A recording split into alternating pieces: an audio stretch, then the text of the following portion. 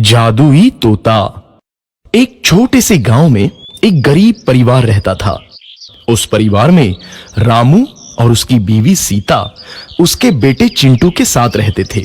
उसी गांव में एक तोता भी रहता था। उसका नाम था रघु। वो किस्मत का धनी था। जहां भी जाता वहां किसी भी चीज की कमी नहीं पड़ती थी। एक दिन रघु उड़ते उड़ते उस गरीब परिवार के घर गया। रघु सोचता है, अरे वाह, लगता है यहाँ आज बहुत अच्छा खाना मिलेगा।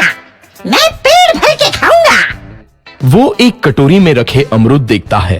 अरे वाह, अमरूद, मुझे तो ये बहुत पसंद है। मैं तो इसे पेट भर के खाऊंगा। रघु तोता अमरूद खाने ही लगता है। तभी सीता रघु को अमरूद खाते देखती है तो गुस्सा हो जाती है और उसे वहां से भगा देती है। भाग यहाँ से, न जाने कहां से आ जाते हैं। मैं तो परेशान हो गई हूं इनसे। सीता के भगाने के बाद रघु चुपचाप से एक कोने में रहता है। धीरे धीरे उस परिवार की बरकत होने लगती है। एक दिन रामू और सीता खाना खाते वक्त बातें करते हैं। आजकल हमारी बहुत तरक्की हो रही है, काम भी अच्छा चल रहा है। रामू कहता है। इस पर सीता कहती है, सच कहा, भगवान हमेशा ऐसे ही हम पर मेहरबान रहे। बेटा चिंटू भी कहता है, पिताजी, मुझे खिलौना लेके दो ना, मेरे सभी दोस्तों के पास है। रामू कहता है, ठीक है, जरूर लाऊंगा। सीता कहती है, कितने खुश है सब, मेरे परिवार को किसी की नजर ना लगे। एक तरफ ऐसी बातें होती हैं तो दूसरी तरफ रसोई में रघु तोता भी अमरूद खाते रहता है। मजा आया, अमरूद खाया, मजा आया, अमरूद खाया, मजा आया। तभी सीता रसोई में आती है और रघु तोते को अमरूद खाते देख बहुत गुस्सा होती है। सीता रघु को बाहर निकालने के लिए पिंजरे में अमरूद रखती है। रघु जब अमरूद खाने लगता है तो पिंजरे का दरवाजा बंद हो जाता है और वो उसमें फंस जाता है। मुझे बाहर निकालो, मैं यहाँ फंस गया हूँ, मुझे बचाओ। अगले दिन सीता पिंजरा उठाकर बाहर दूर उस रघु को छोड़ देती है। रघु के जाते ही उनके घर आई बरकत धीरे धीरे कम हो जाती है। उन्हें बहुत घाटा होता है। सीता कहती है, ये क्या हो रहा है, अचानक इतना कैसे बदल गया? अभी तक तो सब कुछ अच्छा चल रहा था।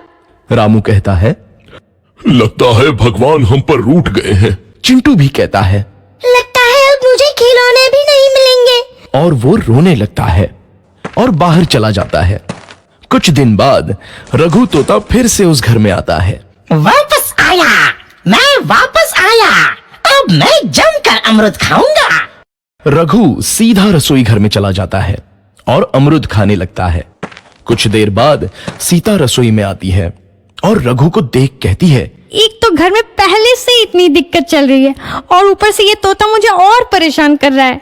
सीता रघु को वहां से भगा देती है। रघु उड़कर किसी कोने में छुप जाता है। कुछ दिन बाद धीरे धीरे उस घर की बरकत वापस आने लगती है। काम भी अच्छे से चलने लगता है। एक रात जब रघु तोता अमरूद खाने जाता है तो पिंजरे में फंस जाता है। ये लोग आखिर चाहते क्या हैं? एक तोते को शांति से अमरूद खाने क्यों नहीं देते? मैं कौन सा चोरी कर रहा हूँ? बस अमरूद ही तो खा रहा हूँ। तभी रामू वहां आता है और पिंजरे में रघु तोते को देख उसे बाहर छोड़ देता है। ये तोता भी कितना जिद्दी है, बार बार वापस आ जाता है। जैसे ही रामू रघु को छोड़ देता है, अगले दिन से फिर से उनके घर की बरकत जाने लगती है। काम में घाटा होता है।